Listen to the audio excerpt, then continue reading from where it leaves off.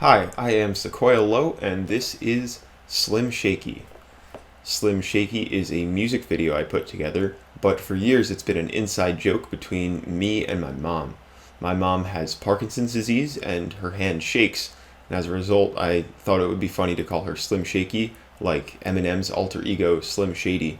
And she was a good sport about it. I always told her I would make a rap music video starring her, and she never really believed me, but I did it. It came out a little different than I expected, though. Originally, it was built around just showing off how cool my mom is, but at some point I realized I could do that and more.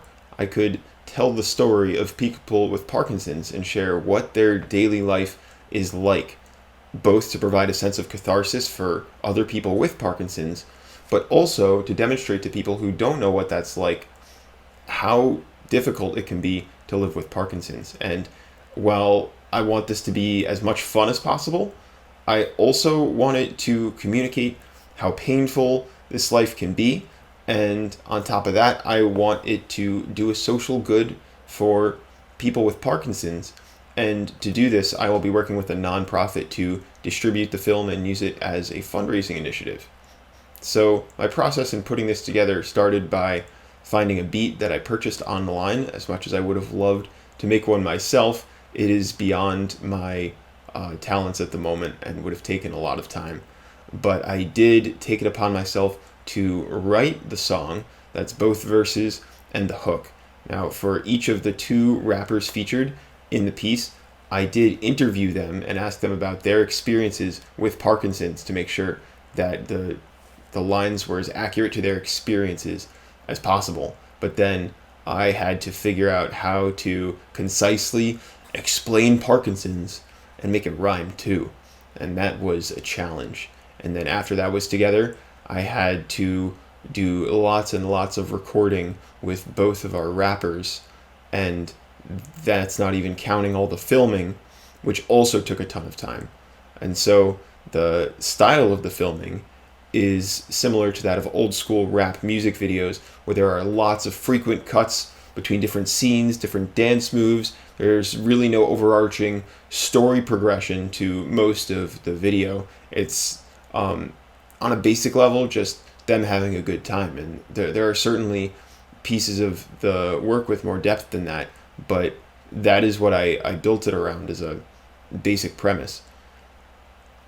So there's no way that I could have assembled this by myself. Of course, I had my mom as Slim Shaky, and I also worked with a woman named Heather as Slim Shaky. They both rapped, and they both have Parkinson's, so they were both able to tell that story.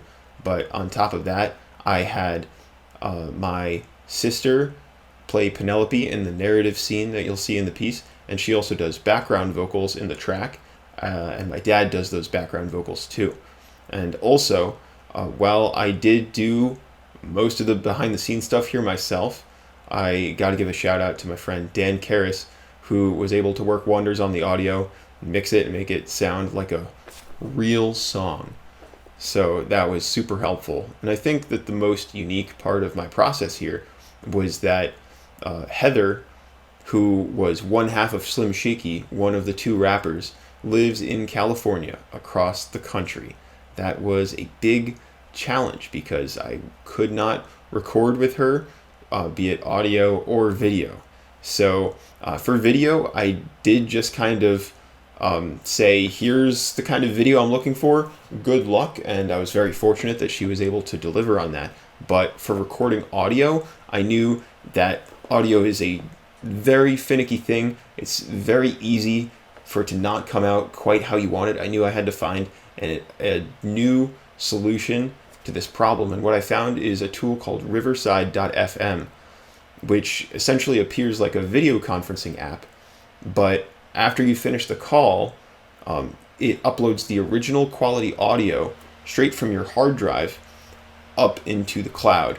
So in using that, I was able to play the beat for Heather, and she was able to rap over it while we were on a video call.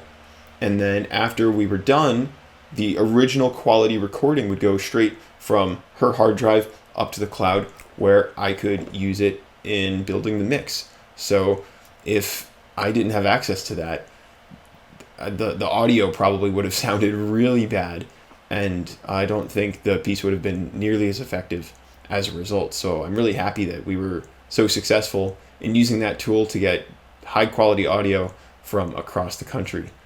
So I'm really happy with how this all came out, and I hope that you love it as much as I do.